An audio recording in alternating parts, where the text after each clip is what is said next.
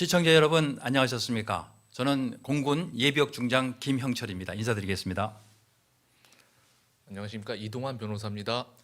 예, 오늘 이렇게 이동환 변호사와 제가 귀한 시간을 우리 시청자 여러분과 함께 할 수 있어서 대단히 기쁘고 또 영광스럽습니다. 오늘 이렇게 이동환 변호사님하고 다룰 주제는 4.15 총선인 부정선거라는 거, 그리고 다가오는 2022년 대선에 대한 우려 등을 함께 다뤄보도록 하겠습니다. 이 귀한 시간을 마련할 수 있도록 배려해 주신 우리 전광환 목사님께 감사드리며 우리 시청자 여러분께도 또한 감사 말씀 올립니다. 자, 오늘 이렇게 귀한 걸음 해주셔서 감사드리고요. 네. 4.15 총선이 부정선거라는 것을 아직도 잘 믿지 않는 국민들이 많거든요. 근데 우리 이동환 변호사님은 어떻게 4.15 총선이 부정선거였다는 것을 확신하게 되는지 한번 그 계기를 한번 말씀해 주시죠. 저도 일반 국민들처럼 우리 대한민국의 선거는 굉장히 공정하고 깨끗하다, 이런 믿음을 갖고 있었거든요. 그런데 우연찮은 기회에 민경욱 전 의원님이 제기하신 선거 무효 소송을 제가 담당하게 되면서 그 선거 관리에 대한 민낯을 좀 샅샅들이 알게 된 거예요. 실제로 부정이 일어났을 개연성이 너무 높다, 이런 사실 알게 돼서 충격을 많이 받았죠. 예. 예, 그렇군요. 제 경우에도 사실 뭐 예비역 장성, 예비역 군인이 선거의 부정성에 대해서 큰 관심을 가질 이유는 없었죠. 그런데 지난 4.15 총선이 끝난 후에 어느 예비역 선배께서 찾아오셔서 QR코드의 문제점에 대해서 소상히 이렇게 말씀을 해 주시더라고요. 그러고 보니까 사실 QR코드는 공직선거법상 사용하면 안 되는 그런 도구거든요. 근데 그 QR코드를 중앙선관위는 아주 말도 안 되는 변명을 해가면서 지금도 쓰고 있고요. 아마 내년 대선에서도 쓸 것 같습니다. 그래서 QR코드를 쭉 연구하면서 지금 선거에 큰 문제가 있구나 하는 생각을 하게 됐고요. 그리고 4.15 총선을 하면서 사전투표를 함에 있어서 CCTV를 가리게 한다든지, 또 사전투표 인원을 집계를 하는데 아무도 몰라요. 투표를 한 투표소에서 인원을 파악을 안 합니다. 오로지 중앙선관위 서버에서만 그 인원을 파악해서 발표를 하기 때문에 문제가 좀 있다는 생각을 많이 갖게 됐고요. 특히 지금 선거 소송이 진행되고 있는데 공직선거법상에는 소가 제기된 날로부터 180일 이내에 소송을 끝내도록 되어 있는데, 소송을 끝내는 것은 고사하고 지금 재검표가 이루어진 곳이 전체 120군데 이상의 선거구에서 5군데밖에 없습니다.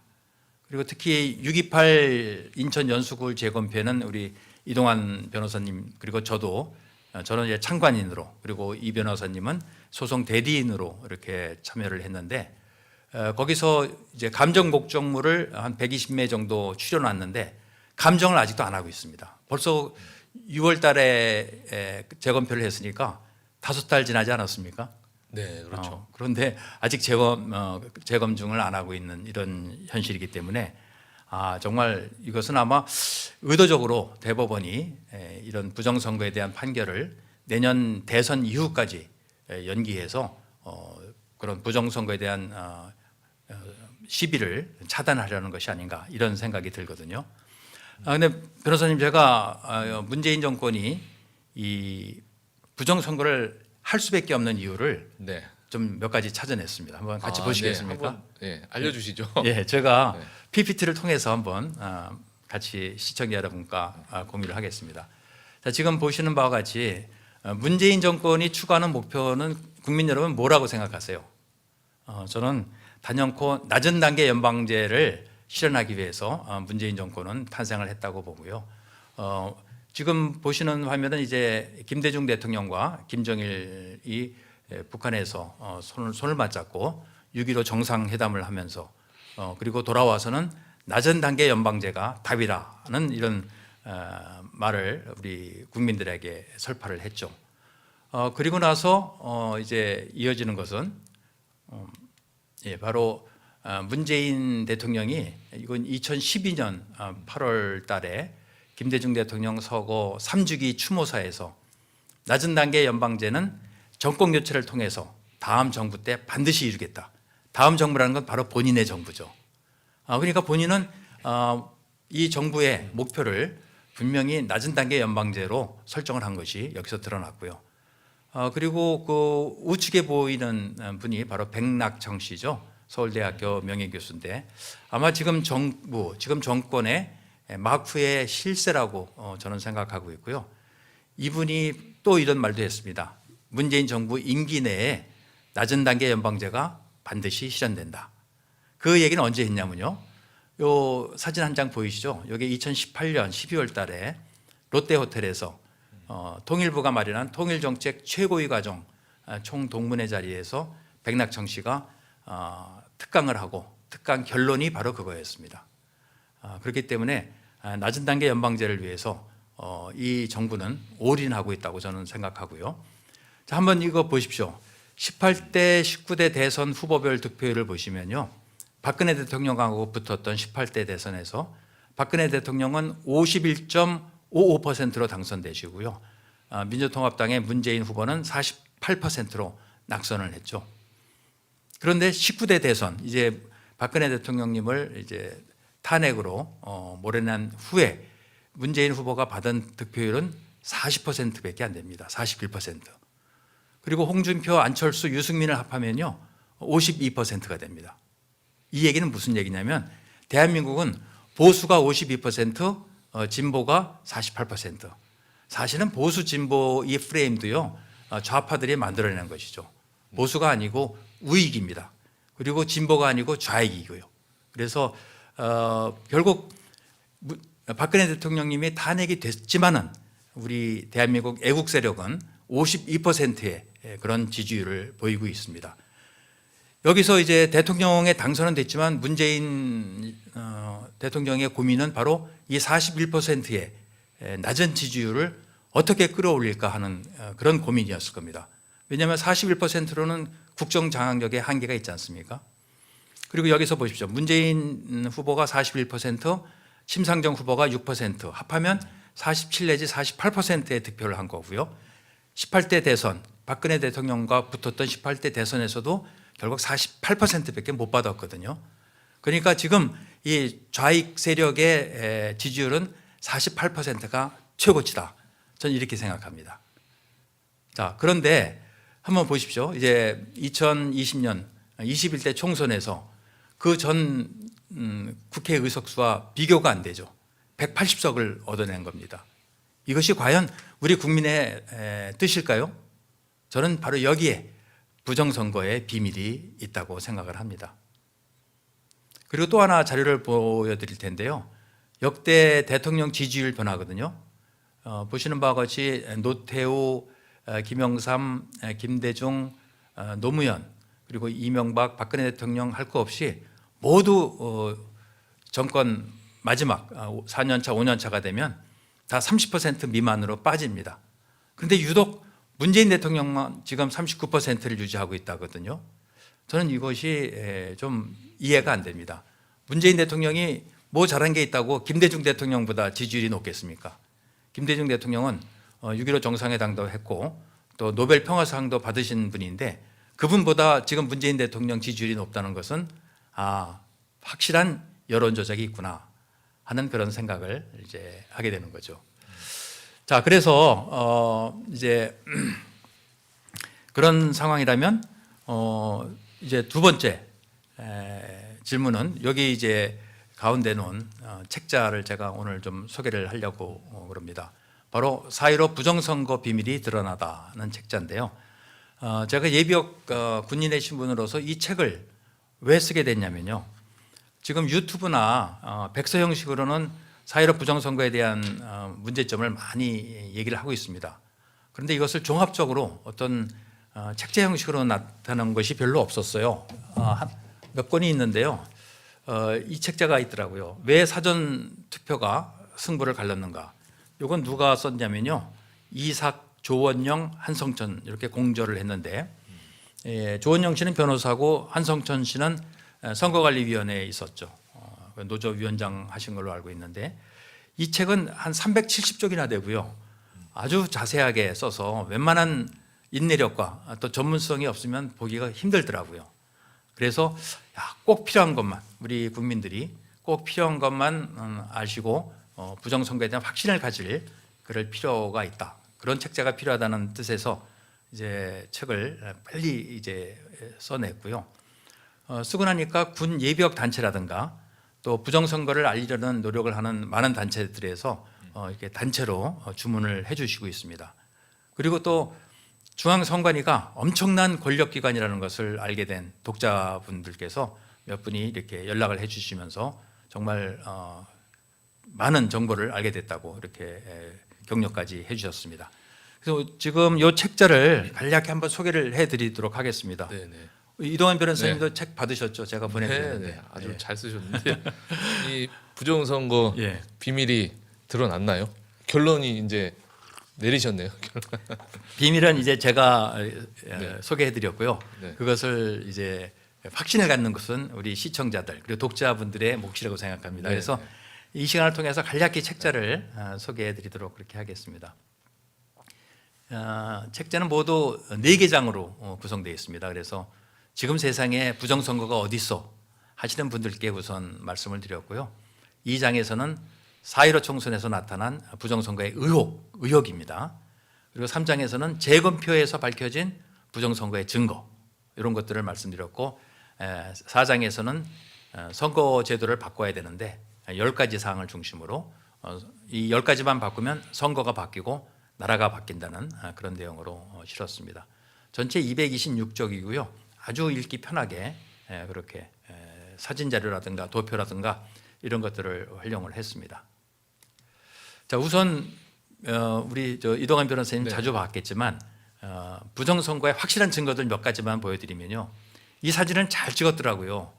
어떻게 각자가 투표한 투표지 그리고 기표해서 투표함에 넣고 또 전자개표기를 통과하고 개수기를 통과한 그 투표지들이 이렇게 붙어 있을 수가 있을까요? 나중에 알아서 자기네들이 붙은 거죠. 그럴까요? 네. 참 이 사진 너무 잘 찍지 않았습니까? 좌측 사진. 퓰리처상 감인데요. 예, 되게. 그렇습니다. 그래서 이런 증거를 보고도 선거 관리의 부실이라고 얘기하시는 분들이 있는데 좀 답답할 따름이고요. 다음 사진을 보시면 이게 기표 도장 한번 보십시오. 김두관 씨를 찍은 양산시 을 선거구인데요. 기표 도장은 동그래야 되거든요. 근데 이게 네. 막 삐뚤삐뚤하고 이게 좀 이상합니다. 예. 기표도장은 공직선거법에도 명시적으로 규정이 돼 있어요. 이 동그라미 모양 안에 이렇게 Y자 형태로 찍도록 했는데 저 모양은 지금 저희가 보고 있는 모양은 법률에 규정된 그 모양과 전혀 다르죠. 공직선거법에도 규정된 기표인으로 찍지 않은 것은 무효표 네. 처리하도록 되어 있죠. 네, 네, 네. 그런데 저런 투표지들을 대법관들은 다 유효표로 네. 판정을 한 상태고요. 자, 또 이게 아주 결정타인데요. 얼마 전에 했던 파주시 을 선거구에서 저렇게 빨간 화살표가 있는 투표지가 나왔고요. 또 우측에서 보시는 바와 같이 소위 말하는 배춧잎 투표지 이런 것들이 나와서 아주 경악을 금치 못하게 했죠. 저는 빨간 화살표가 어떻게 해서 생겼다고 생각하세요? 다른 종이에 우연히 인쇄한 거 아닌가요? 근데 저런 네. 게 왜 필요한지 아마 네. 어떤 대량 투표 시스템에서 필요했던 것 같은 생각이 드는데요. 저런 것들은 다 이제 조사를 통해서 수사를 통해서 검찰 수사를 통해서 밝혀져야 될 거라고 생각을 합니다. 자, 부정선거 시스템을 한번 제가 말씀드리면요. 저는 크게 5가지로 이렇게 5단계로 이렇게 나눠졌다고 생각하는데요.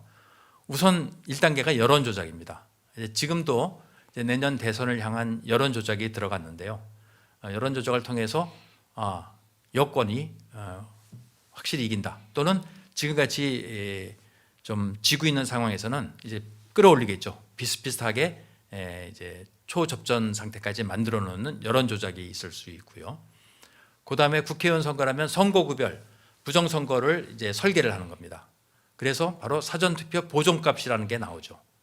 그리고 그 보정값에 따라서 부정선거를 실행하는데 바로 사전 투표를 조작하는 겁니다. 거기에 맞춰서 추가표를 만들어서 이제 투표함에 집어넣는 것이고요.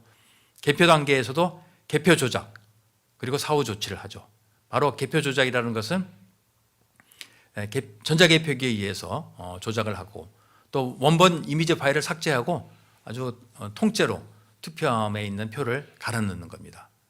그리고 이 단계에서 QR코드를 활용해서 유권자들, 투표자들의 사전 투표를 하신 분들의 투표 성향을 파악을 해서 그것을 피드백을 하죠. 그래서 빅데이터를 형성해서 다음 선거의 여론 조작에 또 쓰고요. 또 야권 지지층을 이제 탄압하는 도구로 쓰일 겁니다.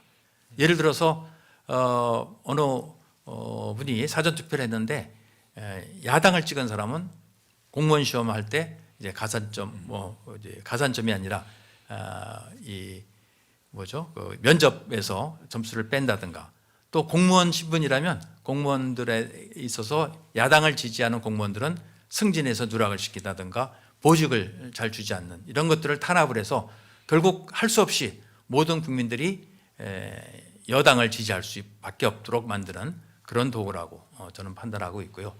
그리고 마지막 다섯 번째가 바로 대법원을 장악해서 선거소송을 지원하는 겁니다. 바로 지금 여러분들이 보고 있지 않습니까?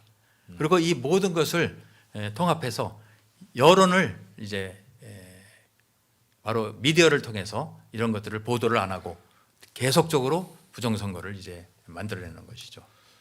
QR 코드를 통해서 저희가 누구를 찍었는지 이제 선관위에서 다 알고 있다는 거네요. 그것을 사실 저도요 굉장히 반신반의했는데 QR 코드에 그 비밀 코드를 넣을 수 있는 SQRC라는 게 있어서 저는 그거에 굉장히 초점을 맞췄는데 변호사님 한번 생각하시죠. 기억나실 겁니다. 작년 12월 14일 날 중앙선관위에서 검증기일이 있었죠. 네. 그때 중앙선관위가 브리핑을 한 자료를 제가 보고 딱 알아냈습니다. 뭐냐면요. 중앙선관위 중앙 서버에 뭐가 있냐면 선거인 정보가 있습니다. 그래서 사전투표를 하신 분들에 대한 모든 정보를 갖고 있더라고요. 누가? 그러니까 성함과 생년월일과 주소가 있고요. 그다음에 언제 투표를 했는지, 날짜, 그다음에 시간, 분까지 있고요. 아마 초까지 다 있을 겁니다. 그리고 장소, 어느 선거 투표구에서 투표를 했는지 다 들어 있습니다. 그러면 거기 있는 그 선거 시간, 투표 시간을 가지고 쭉 하면 나래비를 세울 수 있죠. 네, 네. 그다음에 QR 코드는 일련 번호가 있지 않습니까? 네, 네. 그럼 이 두 개를 매칭을 시키면 누가 찍었다는 게 나오죠. 아유. 왜냐하면 이미지 파일이 있기 때문에. 마치 범죄 추적하는 것 같은 느낌이 드는데요. 그래서 앞으로 이 문제는 네. 우리 변호사님들 그리고 검찰에서 반드시 수사를 통해서 밝혀야 한다고 생각합니다. 이 책자에서도 그거를 굉장히 강조해 놨거든요. 네. 예. 제 성향이 다 드러나는 거 아니에요? 다 그렇죠. 낱낱이 까발려진 예. 그런 느낌. 예. 국민들이 이걸 모르시잖아요, 근데. 그렇죠. 그러니까 발가벗고 사는 겁니다. 우리 네, 국민들이. 내가 네. 야권이냐 여권이냐 그 성향이 나타나고요. 네. 앞으로 야당을 찍은 국민들은 세무조사라든가 네, 네. 이런 아주 심각한 생계에 위협을 받을 수도 있다. 그러네요. 예, 굉장히 이거는 비밀투표 원칙을 훼손하는 명백한 헌법 위반 사항이라고 생각을 합니다. 거의 영화 같은 일이 벌어지고 있네요. 그렇습니다. PPT로 다시 옮겨가면요. 아까 그 부정선거 시스템 체계도 설명을 드렸고요. 그 시스템에 의해서 지난 4.15 총선이 결과가 저렇게 나온 겁니다. 우측에 저게 히스토그램이라고 하는데요. 저건 뭐냐면 당일 투표 그리고 사전 투표에서 얻은 득표율을 차감을 한 겁니다. 그래서 사전 투표 득표율에서 당일 투표 득표율을 빼준 후보별로 빼준 것을 보니까 민주당 후보들은 다 사전 투표에서 당일 투표보다 한 11%, 12% 정도 많이 받았고요. 미래통합당, 지금의 국민의힘 전신이죠. 미래통합당 후보들은 오히려 당일 투표에서, 선거일 투표에서 더 많이 받아서 그 값이 다 마이너스로 나온 상태입니다. 그 결과 미래통합당은 지역구 84석을 얻었고요. 더불어민주당은 163석을 얻었죠. 저것이 더불어민주당의 180석의 비밀이라고 저는 분석을 했고요. 이 분석 기법은 제가 한 것이 아니고 우리 조슈아 님이라고 있으시죠. 그 컴퓨터에 아주 조예 있으시고 지금 부정선거를 밝히는데 굉장히 헌신하고 계신 분인데 그분이 프로그램을 만들어서 저렇게 했고요. 근데 여기서 이제 가설을 세웠습니다.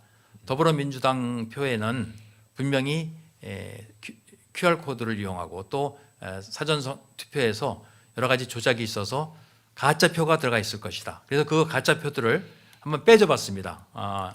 몇 표를 빼줬냐면요.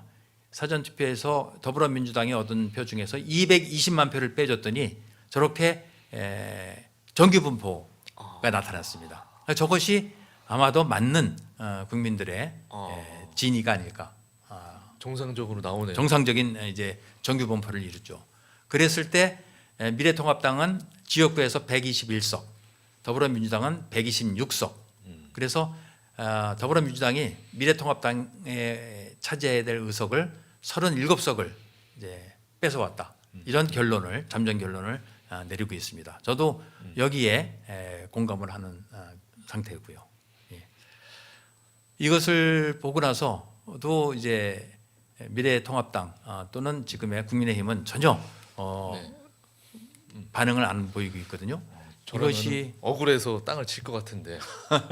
그런데 그 침묵의 대가가 네. 바로 오세훈 서울시장이 이제 네. 공천을 받고 네. 서울시장에 당선된 거죠. 아, 부정선거를 외치거나 거기에 동조하는 정치인들은 이제 공천이 주어지지 않죠. 그런 측면에서 지금 민경욱 전 의원은 굉장히 외로운 투쟁을 하고 있다고 보고요. 또 우리 정광훈 목사님께서 지원하시던 그 국민혁명당이죠. 네, 네, 네.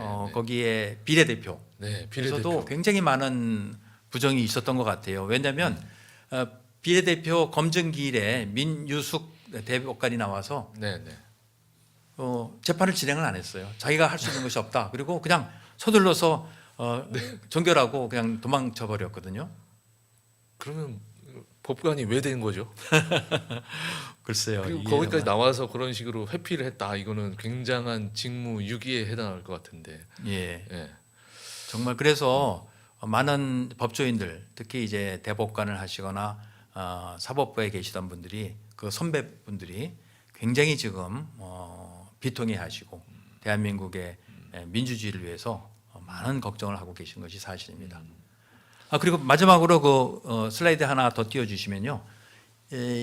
이게 지금 중앙선거관리위원회 홈페이지에 나와 있는 중앙선거관리위원회 미션과 비전이라는 겁니다. 제가 이 책에서 자세히 다뤘는데요. 비전에 한번 읽어보시죠. 좋은 정치를 지향하고 국민과 함께하며 미래를 열어가는 선거관리위원회. 선거관리위원회는 선거를 관리하는 곳이지 정치를 지향하는 것은 아니거든요. 그런데 자신들이 정치를 만들어 간다는 생각을 하시는 것 같아요. 바로 여기서부터 굉장히 잘못된 인식을 갖고 있다. 중앙선관위 직원 여러분. 황당하네요. 예. 그리고 그 바로 밑에 아름다운 선거문화 확산 제일 밑에 뭐라고 돼 있냐면요. 신뢰받는 정치문화 확산입니다. 선거관리위원회가 정치문화를 선도한다? 이것은 앞뒤가 네. 본말이 전도됐다. 저는 이렇게 생각하고요. 선거관리위원회가 이런 정신을 갖고 있는 한 우리 대한민국의 선거제도는 정말 공명하고는 공정하고는 클린하고는 거리가 멀다. 이런 생각이 들었습니다. 저런 식으로까지 가 있는 줄은 전 꿈에도 몰랐는데요. 거의 선거관리위원회가 정치 전면에 나서겠다 이런 얘기나 마찬가지네요. 그 한 몇십 년 전에 거의 이제 100년 가까이 되는데요. 이제 스탈린이 얘기했죠. 투표를 하는 사람은 아무것도 결정할 수 없다. 표를 세는 사람이 모든 것을 결정한다. 지금 그런 형국이 네. 대한민국을 지배하는 것 같습니다. 정말 걱정이 되고요. 예. 우려되는 바입니다. 자, 그러면 이제 좀 주제를 바꿔서요. 네. 우리 이동환 변호사님 지난 6월 28일 네네. 인천 연수골 재검표 현장에 네네. 소송 대리인으로 참여하셨지 않습니까? 네네. 그 소감 한번 말씀해 주시죠. 그 당시 저희는 원고 대리인 단으로서 철저한 검증 A부터 Z까지 모든 것을 일일이 따져보겠다. 이걸 요구를 했는데 현실적으로 이 법원에서 받아들이는 것은 아주 일부밖에 되지 않았습니다. 그럼에도 불구하고 검증이라는 형식을 빌어서 그 해당 당일에 사전 투표지하고 당일 투표지를 눈으로 보면서 셀 수 있었는데요. 그 당시에 나왔던 것이 바로 그 배춧잎 투표지, 바로 그것이었죠. 그 한 장만으로서 이 투표지 자체가 당일날 우리가 국민들께서 선거한 투표지가 아니고, 왜냐하면 그날 그 현장에서 검수하게 돼 있거든요. 그렇다면 그 투표지가 절대 들어갈 수가 없죠. 나중에 교체된 투표지라는 그런 확신을 갖게 된 거죠. 그 이후로 그 소송은 전부 답보 상태고요. 거의 올스톱 됐다고 봐야죠. 일단 그 투표지 자체에 대한 신뢰는 무너졌고, 한쪽으로는 이 전산 조직에 의한 선거 개표, 이게 문제인데요. 이 부분에 대해서는 특히나 이제 외부에서 해킹, 전자적으로 해킹할 가능성이 너무 높고 쉬워요. 이런 부분에 대해서 법원은 전혀 동의하지 않고 애초에 그 검증 과정에서 아예 제외해 버리는 그런 상태거든요. 그 부분은 굉장히 큰 문제다, 이런 생각입니다. 예, 맞습니다. 그래서 오산시 재검표 때 네. 어떤 게 나왔냐면 선거관리위원, 투표관리위원회 도장이 안 찍힌 투표지가 많이 나왔답니다. 근데 그것은 사실은 뭐 나중에 뭐 막 넣을 수도 있는 거 아니겠습니까? 잔여 투표지를 가지고. 네네네. 근데 그것을 대법관은 위헌 처리를 했어요. 그게 어떻게 이제 그럴 수 있죠? 법원 판례에 그런 게 있답니다. 뭐냐면 투표관리관의 부주의로 인해서 도장을 안 찍었지만 네. 유권자가 기표를 했기 때문에 유권자의 권리를 보장해 줘야 된다는 판례를 가지고 그렇게 유효표를 선언을 했다는데, 저는 대법관들의 그런 지적인 능력에 대해서 네. 굉장히 회의를 갖고 있습니다. 사실 대법관이면 네네. 우리 변호사님께서도 고시 준비도 네. 하고 로스쿨도 나오시고 그랬지만 네. 우리 사법 체계에서 최상위에 계신 분들 아니겠습니까? 그렇죠. 그리고 미국에서는 저스티스라고 그러거든요. 저스티스라는 건 정의잖아요. 우리 국가, 우리 사회의 정의를 최종적으로 실현하고 담보해 주셔야 될 분들인데, 그 정도의 지력으로 지금 대법관이 되셨다는 게 참 의아할 따름이죠. 그러게 저는 그런 식으로 이 법관들이 뭔가 편향된 태도를 가지고 있다는 걸 볼 때, 이 사람들이 과연 어떤 공정한 법 지식에 의해서 판결을 하는 게 아니라 어떤 특정한 어떤 정치적인 세력에 중숙돼서 그런 판단 내리지 않는 이런 생각까지 들더라고요. 예, 그 생각이 아니라 아마 거의 네. 사실 팩트일 것 같은데요. 예, 나중에 팩트 체크는 다시 한번 해보도록 하고요. 변호사님, 이 부정선거에 대한 우리 네. 일반 국민들이나 또는 뭐 정치권의 반응에 대해서 한번 생각해 보신 적 있나요? 제가 처음에 이 소송에 임할 때 저희 가족부터 상당히 거부 반응을 보이셨어요. 특히 저희 부모님들께서 무슨 부정선거가 있냐고 요즘 세상에. 왜냐하면은 저희 아버님만 해도 이제 저희 지역에서 그 선거관리위원 같은 것도 좀 그러셨군요. 하고 그런 경험이 있으시기 때문에 본인의 경험상 그 부정이 개입될 여지는 전혀 없다, 이렇게 믿고 계시는 거예요. 그래서 사실 저는 이렇게 좀 제가 눈으로 본 것과 실제로 이루어지는 것과 이제 일반 국민들이 이 관념적으로 생각하시는 것 사이에 괴리가 굉장히 크다고 이제 느끼게 됐죠. 예, 아까도 말씀드렸습니다만은 정치인들이 부정선거에 대해서 침묵하는 대가는 그 다음 선거에서 공천이거든요. 네. 극명하게 나타난 것이 이제 오세훈 서울시장이고요. 또 하나 문제는 우리 소위 말하는 우파 지식인들, 예를 들어서 정규재 씨라든가 조갑재 씨가 부정선거는 없다고 단언을 하거든요. 그럼으로써 이제 좌익 또는 작용화된 세력들은 부정선거에 대해서 얘기를 할 필요가 없어요. 그들이 전면에 나서면은 어떻게 되냐면 부정선거가 좌익 대 우익, 좌파 대 우파의 싸움이 되는 거예요. 근데 지금은 우파 내에서 알아서 싸우니까 좌익 세력들은 이렇게 팔짱 끼고 이렇게 지켜보고 있는 거죠. 전선이 저만큼 멀리서 형성된 거예요. 바로 네네. 자기들 코앞에서 전선이 형성돼야 되는데 아주 그렇군요. 즐기고 있습니다. 군사 전략적으로 보면 딱 그렇군요. 예. 그래서 사실은 이 정규재 씨하고 조갑재 씨, 우리 우파 진영을 위해서 결코 도움이 되지 않는 것 같아요. 좀 더 연구를 하시고 공부를 하시면 아까 같은 사진 한두 장만 보면 이상하다는 생각을 갖게 되지 않습니까? 그렇죠. 그런데 그런 사진을 볼 생각을 안 하는 건지 네네. 보고도 모르는 채 하는 건지 정말 안타깝고요.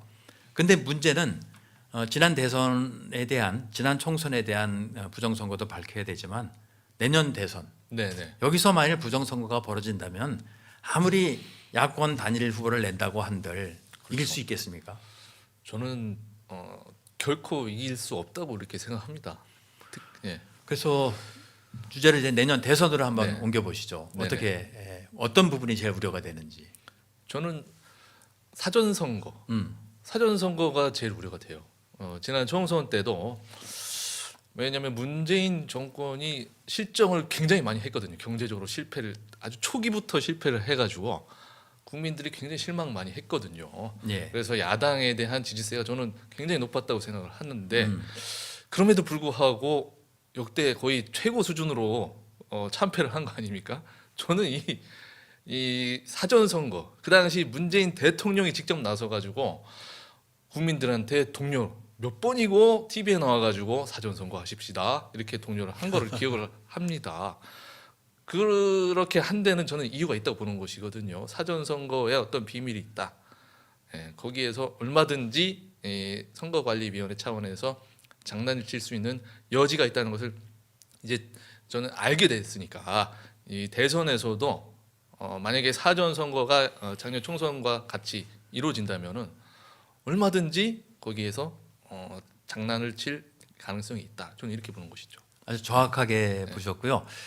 제가 우려하는 2022년 내년 대선에 대한 우려사항을 한번 PPT를 한번 보시면서 제가 말씀을 드리겠습니다. 바로 아까 제가 말씀드렸습니다마는 문재인 정권의 목표는 낮은 단계 연방제라고 말씀드렸지 않습니까? 근데 이게 중간에 좀 차질을 빚습니다. 왜냐하면 2019년이죠. 하노이에서 미북 정상회담이 결렬되면서 낮은 단계 연방제 실현에 이제 차질을 빚고요. 이제 급기야는 종전 선언만이라도 해야 되겠다 하고 문재인 정권이 목표를 수정한 것 같아요. 왜 종전 선언을 이렇게 추구하느냐? 이 정권이 거기에 목을 매냐면 두 가지 이유가 있는데요. 우선 첫째는 지금 이재명 후보 여당 대통령 후보가 지지율이 굉장히 낮지 않습니까? 그렇기 때문에 종전 선언을 깜짝스럽게 한다면 이 분위기가 반전되는 거죠. 왜 2018년에 싱가포르 미북 정상회담 이후에 그 바로 다음 날 6월 13일 날 지방선거를 해서 아주 완전히 압승을 했지 않습니까? 네네네. 바로 그거의 재판을 노리는 거고요. 또 하나는 적어도 종전선언까지는 해주고 다음 정권에 넘겨줘야 낮은 단계 연방제를 이룰 수 있다. 이렇게 지금 문재인 대통령은 생각하는 것 같아요. 그래서 이 종전선언 이거 굉장히 중요한 이슈인데요. 제가 그거 몇 가지만 말씀드리면요. 이번 달 중순에 최종건 외교부 1차관이 미국에 가서요. 미국 워싱턴 DC에서 바로 우리 코리아 파운데이션과 미국 CSIS가 공동 주관한 한미 전략 포럼에서 이렇게 얘기를 했습니다. 한반도 평화 프로세스와 관련해서 누구도 쉽사리 벗어날 수 없는 틀을 만드는 게 중요하다. 그리고 그 방법이 바로 종전선언이다. 이렇게 얘기를 꺼내면서 정부는 종전선언을 통해서 비핵화를 진전시키고 정전협정을 평화체제로 전환하는 과정을 시작하겠다. 이렇게 밝혔습니다. 즉 이것은 이제 한미 동맹을 와해시키겠다는 거거든요. 그래야 낮은 단계 연방제를 실현할 수 있기 때문에. 그래서 저는 다음 대선에서 정말 이 문제 대통령 후보들은 바로 종전선언에 대해서 자신의 입장을 밝혀라. 그리고 국민의 선택을 받으라는 거죠. 네. 국민들이 종전선언을 원하고 한미동맹을 깨도 좋다면 뭐 그거는 뭐 숙명으로 받아들여야 되겠지만 그렇지 않고 어물쩡한 태도로 이렇게 자꾸만 종전선언을 추진한다는 것은 국가안보에 결코 도움이 되지 않는다 이런 말씀을 드릴 수 있습니다. 네. 그리고 이제 제가 이 책자를 통해서 다음 선거에서 또 선거 제도를 어떻게 바꿔야 될까를 몇 가지를 말씀을 드렸는데 우선 급한 대로 다음 대선을 위해서 몇 가지만 말씀을 드리면요. 아까 우리 이동환 변호사님께서 사전투표 우려 네. 말씀하셨는데 맞습니다. 사전투표는 폐지하는 게 답이고요. 그 대신 당일 투표, 선거일 투표를 한 하루 반이나 이틀 정도로 늘려서 연속해서 무중단 투표를 하면은 충분히 국민들이 투표에 참여할 수 있는 시간을 가질 수 있고요. 두 번째로는 이제 투표 인원에 대한 문제입니다. 투표 인원을 지금 사전 투표에서는 전혀 세지를 않고 있거든요. 그 말이 안 되죠. 그래서 모든 투표소에 수동 카운터를 갖다 놓고 유권자가 기표한 투표함에 넣을 때마다 한 명씩 카운팅을 하라. 그리고 전국 투표소에 투표 인원을 집계를 해서 그것으로 투표 인원을 발표를 하라. 지금은 중앙선관위에 있는 서버에서 사전 투표 인원을 다 합계를 내기 때문에 아무도 모릅니다. 중앙선관위의 서버를 관장하는 한두 명만 있으면 얼마든지 조작이 가능하다는 거죠. 그렇겠죠. 예, 그래 그것이 바로 투표를 하는 사람은 아무것도 결정할 수 없다는 바로 그 얘기죠. 우리나라가 언제부터 이 스탈린의 교지를 따르는 나라가 됐는지 네네. 정말 걱정이 크고요. 그리고 투표한 곳에서 바로 개표를 하면은 모든 것이 끝납니다. 투표소에는 대략 한 2,000표 정도 몇 개 몰리질 않거든요. 뭐 많아봐야 한 4,000표. 그러면 뭐 투표소별로 한 2시간이면 다 끝나죠. 이렇게 손으로 수동으로. 거기에 전자개표기가 들어올 이유도 없고요. 모든 거기 개표 종사원들이 매뉴얼로 손으로 이렇게 네. 검표를 하면 됩니다. 그리고 또 하나 문제가 지금 법에도 없는 임시사무소를 만들고 있거든요. 중앙선관위가 각 선거구마다 임시선거사무소를 만들어 놨어요. 그리고 거기에 전산까지 연결을 해놨기 때문에 여기서 부정선거가 이루어지는 것이 아니냐 하는 강한 의심을 갖게 되죠. 또 하나는 이 선거 여론조사 결과를 왜 발표를 하느냐. 그것을 발표할 필요가 전혀 없다는 것이죠. 우리 국민들이 자국 일어나면 그 선거 여론조사에 일희일비를 하는데 후보를 선택하는 기준은요. 그 후보의 정책 그리고 그 당의 정당성을 보고 투표를 하면 됩니다. 여론조사라는 것은 조작이 얼마든지 가능하기 때문에 여론조사는 그 당 차원에서 선거 전략상 필요하면 하고 당원들만 공유하면 되는 것이지 일반 국민들한테 그것을 공표할 이유가 하나도 없다. 이렇게 말씀을 드리고요. 또 하나 기가 막힌 것은 투개표 사무원에 중국인들이 많이 위촉된다는 거 알고 계십니까? 네, 그것도 잘 알려지진 않았어요. 네. 네. 그게 2014년인가 뭐 그 어간에 2016년인 것 같습니다. 아마 그 법을 개정해서 개표 사무원들의 명단을 공개하는 법령이 있었는데 그것을 삭제해 버렸습니다. 그렇기 때문에 중국인들이 마음 놓고 개표 사무에 종사할 수 있게 된 이런 형국인데 우리 국민의힘에서 어느 국회의원께서 재개정을 발의를 하셨더라고요. 다시 투개표 사무원의 이름을 공개하라는 바로 그런 것들이 공명선거를 이제 촉진하는 촉진제이기 때문에 그런 것들이 얼마 시간은 남지 않았습니다만 대선 전에 이런 것들이 좀 이루어져야 되겠다 이렇게 생각을 합니다. 네. 우리 이 변호사님 나오신 네. 김에 네. 태블릿 PC 관련해서 한번 말씀해 주시죠. 네. 아마 제가 알기로는 태블릿 PC 관련해서 그쪽 네. 변희재 네. 대표를 이렇게 변호하시는 분으로 알고 있는데 네. 그 사항을 좀 우리 시청자 여러분께 네. 소개 좀 해주십시오. 뭐 지금 부정선거도 좌익 정권 하에서 큰 문제지만은 그 근본적인 원인은 이제 탄핵이라는 그런 사태 이후에 굉장히 법 체계가 많이 무너진 현실을 반영하는 것으로 보거든요. 근데 그 탄핵 전국 당시에 JTBC에서 지금 최서원 개명 전 최순실 태블릿 이거를 대대적으로 보도하면서 마치 박근혜 대통령께서 본인의 의사와 상관없이 또 어떤 비선 실세의 영향력 아래 국정을 운영하는 것이다. 이런 식의 어떤 허위 보도가 있었거든요. 그 부분에 대해서 미디어워치라는 이 소규모 언론에서 이것은 조작됐다 의혹을 제기한 것이고 그 재판을 지금까지 하고 있는 것이죠. 그런데 최근에 저희가 최서원 씨께서 최서원 씨의 재판이 모두 확정돼 가지고 지금 복역 중이신데 재판이 끝났으니까 문제된 태블릿이 아직도 압수된 상태로 있는데 서울중앙지검 측에다가 환수해달라는 요청을 한 것입니다. 그런데 거부당했어요. 그 이유가 뭐냐 했더니 이 태블릿은 최서원 소유로 볼 수 없다는 것. 처음에 최서원 씨가 네. 가지고 있는 거기 때문에 이제 그런 모든 법적인 절차가 진행됐는데 지금은 그것이 아니다. 그것 때문에 언론사 대표가 1년 동안 징역을 갔다 왔고 그것이 최서원 것이 아니다. 이런 얘기가 거짓이다. 이런 식으로 다 공론화가 됐는데 검찰의 얘기는 이제 와서는 이게 최서원 소유가 아니다. 이렇게 또 나온 겁니다. 그럼 지금까지 했던 모든 판결이 네. 뒤집어져야 될 사안 아닙니까? 사실상 저는 그렇게 됐다고 지금 보는 거예요.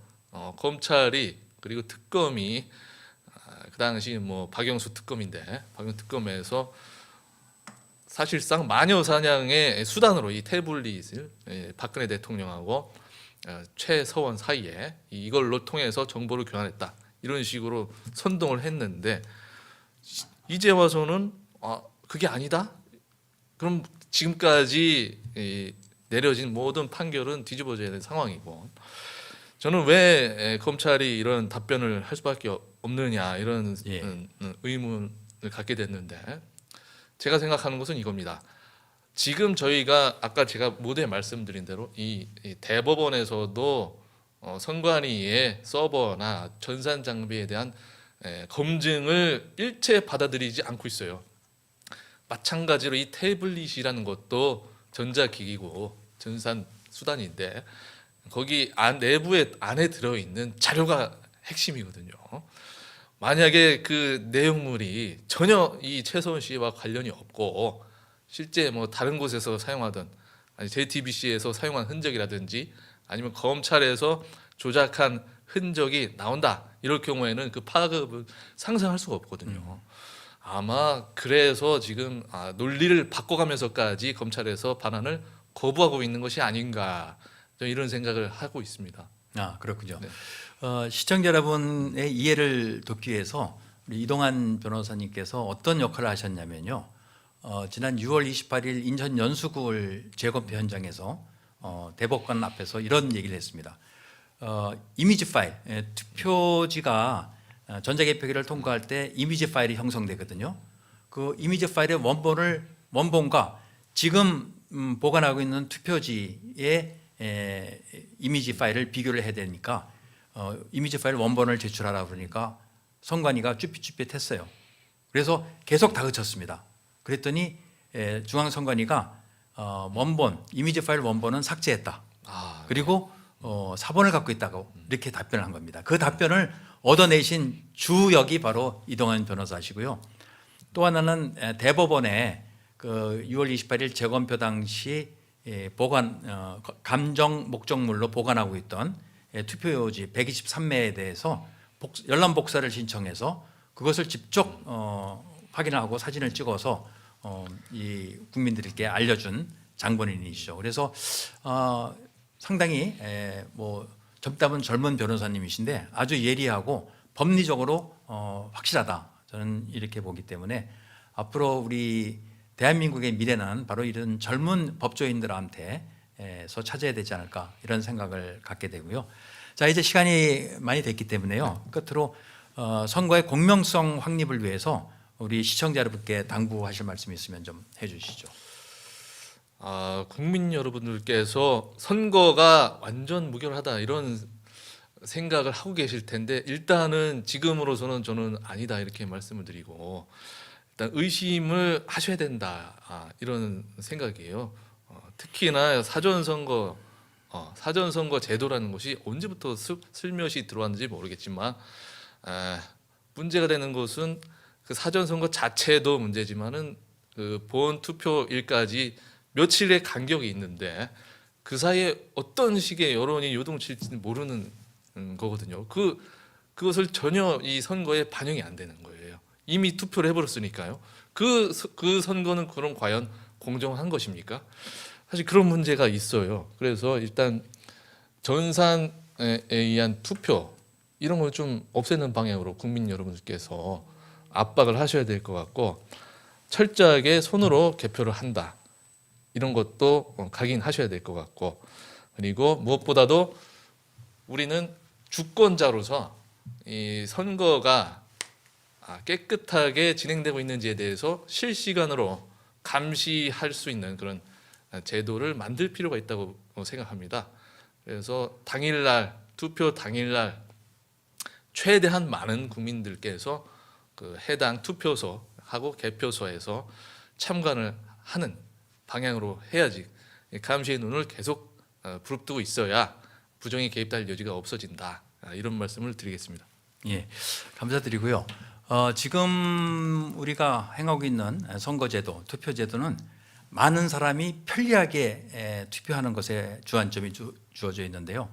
저는 좀 생각이 다릅니다. 많은 사람이 편리하게 투표를 하는 것보다는 정확하게 그리고 좀 시간이 걸리더라도 전혀 부정의 여지가 없는 그런 선거제도를 만들어야 된다고 생각합니다. 그리고 자유롭고 공명한 선거는 민주주의의 기본 아니겠습니까? 그런데 만일에 선거를 관리하는 사람이 모든 것을 결정할 수 있고 마치 자신이 대통령부터 국회의원 또 지자체 단체장을 선출할 수 있다고 생각한다면 그것은 군인이 총구를 거꾸로 돌려서 쿠데타를 일으키는 것과 조금도 다름이 없다 이렇게 생각합니다. 그래서 이제 중앙선관위를 비롯해서 모든 권력기관은 국민에게 절대적으로 초점을 맞춰야 됩니다. 모든 권력은 바로 국민으로부터 나오는 것이 바로 민주주의고 그것이 대의민주주의의 기본 아니겠습니까? 자, 오늘 이렇게 귀한 자리를 만들어 주신 노아라 TV 관계자 측과 특히 정광훈 목사님께 감사드립니다. 그리고 제가 한 몇 달 전에 노아라 TV에서 안보 관련해서 발제도 하고 토론도 했는데 오늘 이렇게 4.15 부정선거 특히 내년도 대선을 겨냥한 귀한 시간을 갖게 돼서 정말 반갑고 또 영광스럽게 생각합니다. 시청자 여러분 다음번 뵐 때까지 건강하시고요. 잘 계시기 바랍니다. 변호사님 나와주셔서 감사하고 인사드리고 마치도록 하겠습니다. 네, 감사합니다. 예, 감사합니다. 네.